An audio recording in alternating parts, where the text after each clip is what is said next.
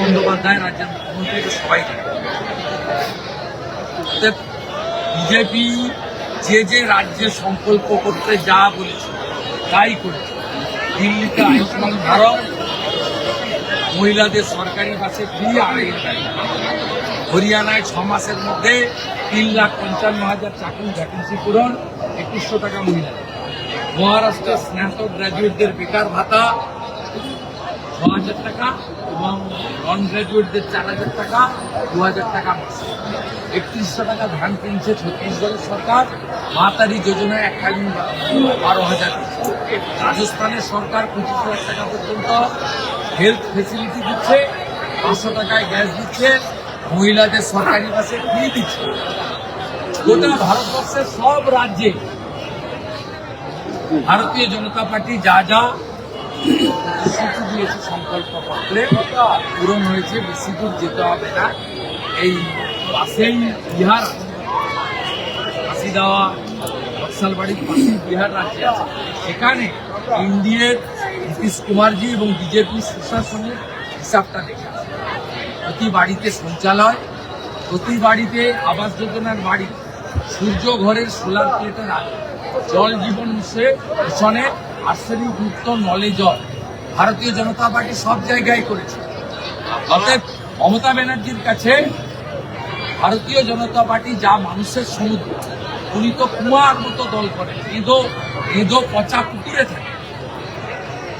BJP হচ্ছে সমুদ্র, 15 কোটি লোক এই দলের মেম্বার, 21টা রাজ্যে এই দল সরকার চালাচ্ছে।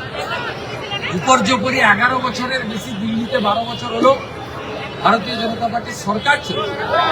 উনার কাছ থেকে ভারতীয় জনতা পার্টিকে সার্টিফিকেট নেওয়ার কোনো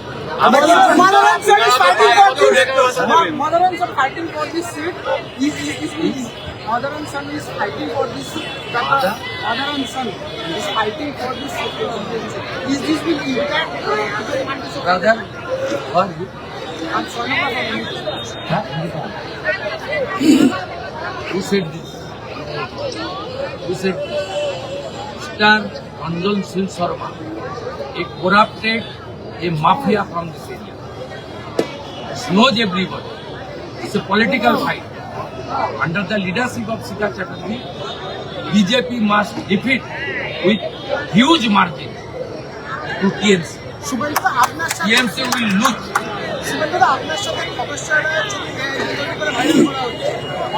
আমার সঙ্গে খগেশ্বর বাবুর আজকে দেখা হবে, কিন্তু যে ছবিটা দিয়েছে এটা সম্ভবত 2009 রাজগঞ্জের উপনির্বাচনের ছবি, অথবা 2013 পঞ্চায়েত নির্বাচনে আমি রাজগঞ্জে প্রচারে এসেছিলাম, সেই সময়কার ছবি। আমি একজন বর্ষিয়ান নেতা, বর্তমান বিধায়ক, তার সম্পর্কে রাজনীতি এবং মিথ্যে কথা বলতে। তিনি তৃণমূল কংগ্রেসকে প্রতিষ্ঠা দিয়েছিলেন বলে এবারে ঘাড় ধাক্কা খেয়েছিলেন। তৃণমূল কংগ্রেসটা তৃণমূল কংগ্রেসে নেই, এখন আইপ্যাক, গুন্ডা, লালচুল, কানেদুল, তার নাম যুবা তৃণমূল।